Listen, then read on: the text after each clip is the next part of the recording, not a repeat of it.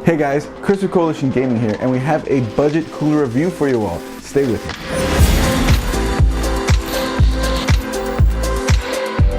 On the budget side of things, when doing a build, trying to find the best cooler for the lowest dollars is always pretty important. You want to get the best performance, but you don't want to go too cheap to the point where you're not doing any better than the stock cooler or anything like that.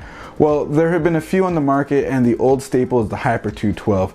Now, the Hyper 212 has been sort of, I guess, upstaged by other coolers, namely probably the Cryorig, one of those ones that usually floats around $30. I think it's the H30, something like that, and other coolers as well.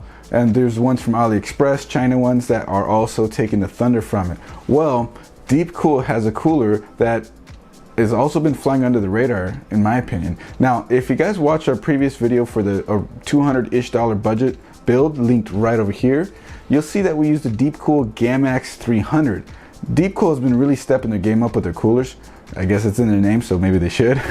But in a different video, Steve from Hardware Unboxed, he used a Deepcool 200, a Gammax 200, and that's a 2 copper heat pipe one. And well, that might be better than a stock cooler. It isn't as good as the Deepcool Gammax 300, which is a 3 copper heat pipe unit, and in my opinion, it's probably pretty close in terms of performance to a Hyper 212. So that is this guy right here. So as you can see, it has a fin stack that is a bit on the shorter side compared to a Hyper 212, but 3 heat pipes. It has universal mounting for Intel, and it's an AMD, but I don't think they support AM4, but it should go up to AM3, AM3 Plus, probably as far back as socket 775. The link in the description, the link will be in the description below if you want any more information on it.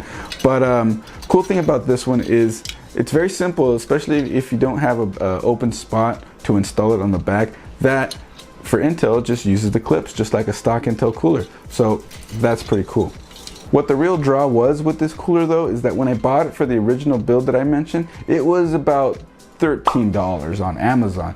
Now, the last time I checked, it wasn't on Amazon anymore. Rather, it was sold out, harder to get. Probably, I guess it caught on as a pretty good budget cooler.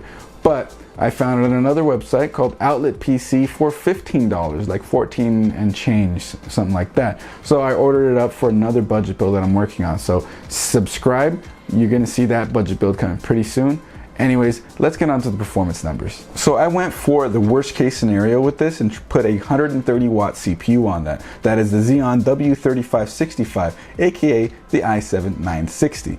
So again, 130 watt, max power draw, on all tests got up to 147 watts, and that really put this Intel stock cooler under a lot of stress, hitting a max temp of 85C on 2 cores, 84 on another, and then 82 on the last core. Idle temp was around 41 to 44. The ambient temp in the room was about 75C, or not C, sorry, 75 degrees Fahrenheit, and I'm not really sure what that translates to C, probably around 24, I think. So yeah, there you go. 147 watts is what this was running up to under Prime 95 blend for 20 minutes. A blend, I think, represents a good balance of what you would be doing on a daily basis in terms of gaming and general use on the computer. So when we switched over to the Gammax 300, we had a max temp of 75C, 74C on 2 cores, and then 72C on 1 core. That is like straight up 10-degree drop on each metric. So 85C was on 2 cores, this one was 74C on 2 cores. Rather, 85 was also the peak, 75 was the peak here, and then 82 was the lowest of that in that test, and on this one it was 72. So the Gammax 300, without a doubt, outperformed the stock cooler, sure, but for the money, I think it's really great for a stock setup, especially considering the fact I threw a worst case scenario test at this.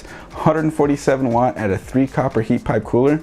I think if you use something more modern like a 95 watt processor or something even less than that, you'd have a little bit more headroom for overclocking. So this little $15 cooler can probably get you a mild overclock as well with a lower wattage CPU. Anyways, that's a little quick review on this Gammax 300. I'm gonna go ahead and say that this is probably gonna be, to me, the budget king of CPU coolers. And unfortunately, it seems to be only available with the blue fan on there.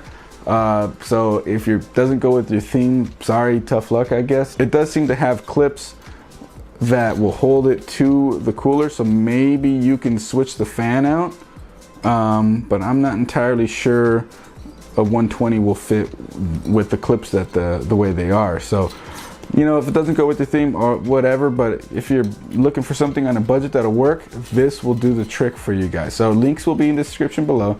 If you like this video, click that like button, hit that subscribe button. We always got more coming, more featuring this, more featuring some other budget stuff you guys want to stay tuned for.